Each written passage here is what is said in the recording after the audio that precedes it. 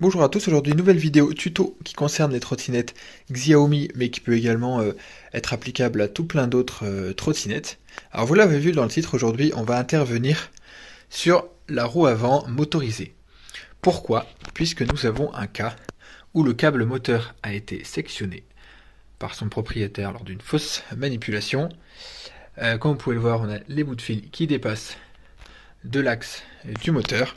Alors, nous on a un cas extrême, vous, dans votre cas, ça peut être simplement si vous avez un fil moteur qui a été sectionné parce que, à force de rouler ou à cause d'un choc, la gaine des fils moteurs peut s'endommager au bord de l'axe et venir se sectionner, et venir sectionner pourquoi pas un ou plusieurs fils.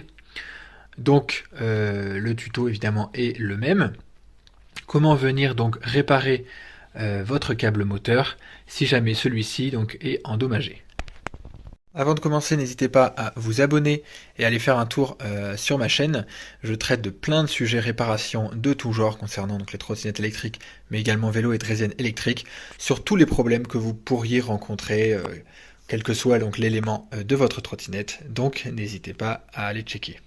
Alors, lorsque votre fil est sectionné plus haut au niveau du câble, par exemple par ici, et qu'il vous reste donc pas mal de longueur qui ressort de l'axe, pas besoin de venir démonter le moteur. Dans ce cas, avec de la soudure, des gaines thermorétractables, vous pouvez donc ressouder entre les câbles qui ont été sectionnés, faire une finition propre et repartir ainsi. Dans notre cas, et c'est malheureusement souvent le cas, puisque c'est à force de frotter sur l'axe que les fils se sectionnent, nous avons des fils qui sont donc sectionnés à ras, et là on n'a pas la longueur pour les réparer depuis l'extérieur, donc on va devoir ouvrir le moteur, et pour cela nous allons dévisser les 6 vis que vous voyez ici. Donc on utilise une clé Torx de la bonne taille, et on les sort donc une par une, comme ceci. Alors une fois que vous avez sorti les 6 vis, la difficulté ça va être de sortir le capot moteur. Donc pour ça vous allez avoir besoin d'outils assez fins. Alors ça peut aussi marcher avec un tournevis plat, mais il faut que le bout soit très très fin. Celui-là par exemple est trop gros. Donc avec un outil assez fin comme celui-ci, vous allez vous positionner comme ceci, et vous allez faire bras de levier. Alors c'est un petit peu collé, ça veut dire que vous allez le faire sur tout le tour, dans un premier temps, pour donc pouvoir faire bras de levier et décoller petit à petit tout le tour.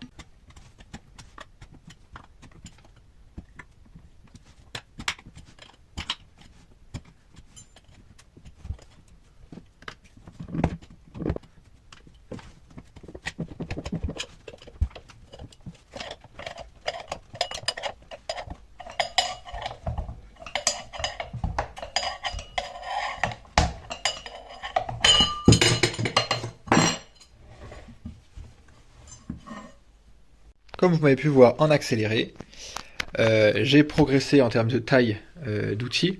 Au tout début, lorsque le capot est bien enfoncé, il faut utiliser donc un outil fin comme celui-ci, jusqu'à le soulever suffisamment pour pouvoir donc insérer un tournevis un peu plus gros et avoir donc plus de force et plus de bras de levier. Et en faisant ça, donc je fais tout le tour et je progresse millimètre par millimètre.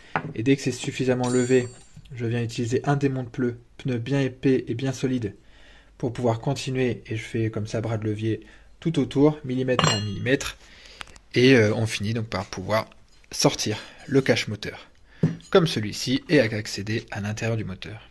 Alors comme vous pouvez le voir, notre câble moteur arrive sur cette platine où on retrouve nos 5 fils du capteur Hall, tandis que nos 3 fils de phase viennent être raccordés eux aux bobines directement. Donc notre câble moteur arrive à l'intérieur de l'axe pour ressortir donc à ce niveau-là au bout de mon doigt, comme vous pouvez le voir.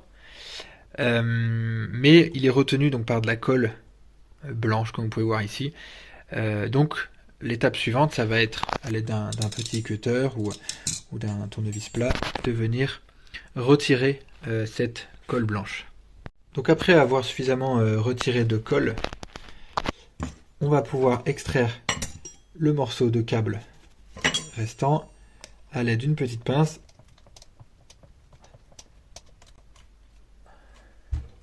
Ça y est, notre câble moteur est extrait de l'axe.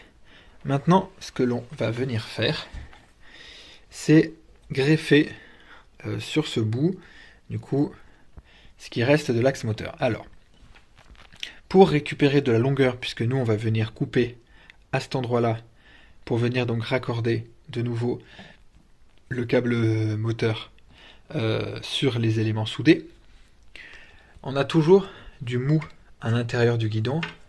En fait, on peut récupérer quelques centimètres comme ça, en venant simplement tirer dessus. Donc inutile de tirer fort, hein. L'objectif c'est pas d'arracher ce qu'il y a derrière.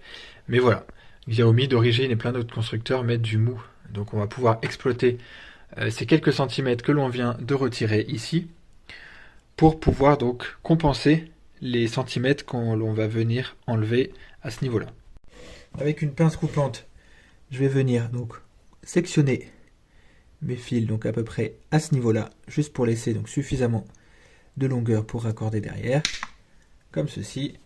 Je vais venir donc voilà retirer ce qui reste de gaine, et donc là je vais pouvoir donc isoler chacun de mes fils.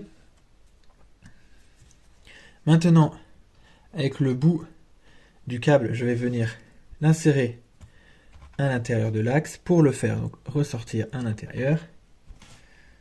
Avant de venir réinsérer le câble dans l'axe, pensez à le faire passer dans le capot moteur, ainsi que dans la rondelle avec l'ergot vers l'extérieur, et ensuite dans l'écrou.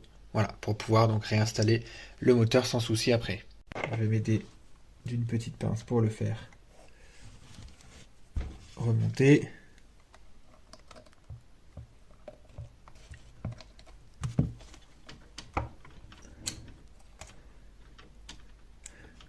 Voilà, comme ceci. Donc là, j'ai le câble qui arrive là, et maintenant, l'objectif, ça va être de raccorder tous nos éléments ici à cela. Alors, comme vous pouvez le voir, j'ai dénudé chacun de mes fils. Le rouge, le jaune, le bleu côté moteur, le jaune, le rouge, le bleu côté câble. Et pareil pour les fils du capteur Hall, les 5 ici et les 5 côté câble.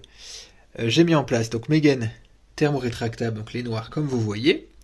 Maintenant, je n'ai plus qu'à venir souder tout ça avec mon fer à souder, raccorder donc les câbles entre eux, et ensuite venir donc appliquer les gaines thermorétractables grâce à mon pistolet à air chaud que voici. Alors, peut-être que vous vous posez cette question, pourquoi je ne viens pas raccorder directement sur les platines là, au lieu de venir raccorder les câbles entre eux?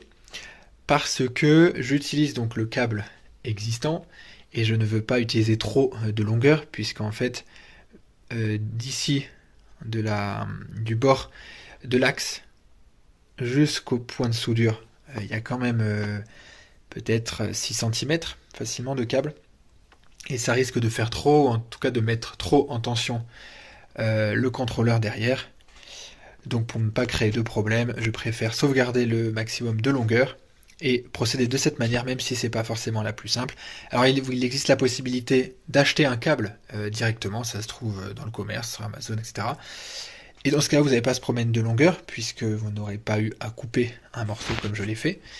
Et dans ce cas, le plus simple, c'est de venir donc vous souder directement sur la carte pour les capteurs Hall. Et voilà, à ce niveau-là, pour les câbles de phase.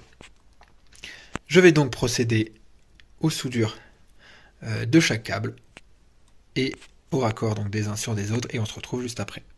Ça y est, tous nos câbles sont soudés les uns aux autres. Nos gaines thermiques sont en place et assurent donc l'isolation de tout ça. Il ne me reste plus qu'à tirer légèrement donc et doucement sur mon câble moteur pour pouvoir donc rabattre mes fils à l'intérieur, afin qu'ils ne gênent pas la fermeture donc du capot moteur. Si comme moi vous avez oublié avant de faire les soudures de faire passer le câble à l'intérieur du capot, ne paniquez pas, ce n'est pas grave. On peut toujours venir donc dévisser la plaque inférieure de la trottinette, sortir les câbles moteurs sur la carte ici, débrancher ici les capteurs Hall, et ensuite donc retirer notre câble pour faire passer le capot dans le câble, et ensuite venir donc remettre le câble et refaire le branchement ici. Et même chose pour l'écrou et la rondelle de remontage que vous pouvez donc réinsérer en faisant passer donc les câbles moteurs à l'intérieur. Donc à ce stade, tout est raccordé. J'ai positionné les fils de manière à ce qu'ils ne gênent pas la mise en place donc du capot moteur. Voilà, comme ils étaient positionnés à l'origine, à peu de choses près. Donc une fois que vos câbles sont en place, on peut venir positionner le capot sur le roulement, comme ceci, avec donc le trou pour la valve en face de la valve, bien évidemment. Ensuite, surélevez votre moteur pour que l'axe de l'autre côté ne soit pas en contact avec la surface de travail.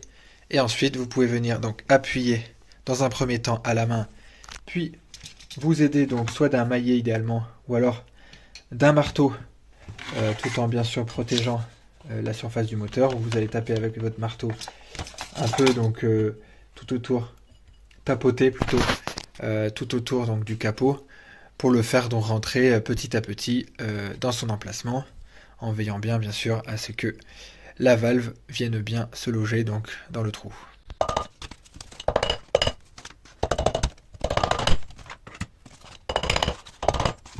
Ensuite, lorsque vous avez repositionné suffisamment le capot assez bas, c'est les vis qui vont faire le reste du travail.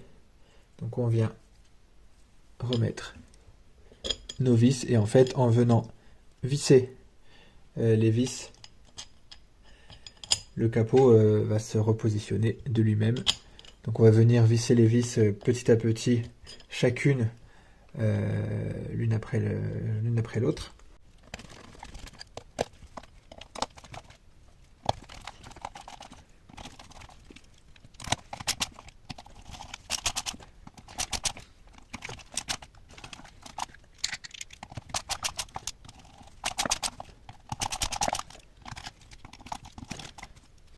Ça y est, notre capot est complètement vissé et en place. Nous n'avons plus donc qu'à remonter la roue sur la fourche de la trottinette. La roue est maintenant repositionnée à sa place. Nous n'avons plus qu'à venir remettre l'excédent de fil à l'intérieur de la potence et donc repositionner le joint rouge et ensuite allumer la trottinette pour vérifier que tout fonctionne. Ça y est, comme vous pouvez voir, notre moteur fonctionne de nouveau et notre trottinette est de nouveau opérationnelle. La vidéo est donc terminée, j'espère qu'elle vous aura été instructive. Si c'est le cas, n'hésitez pas à mettre un j'aime, à vous abonner à la chaîne et bien sûr à aller consulter mes autres vidéos qui pourraient bien sûr vous intéresser et vous aider dans l'entretien ou la réparation de vos trottinettes électriques. Et on se retrouve dans une prochaine vidéo.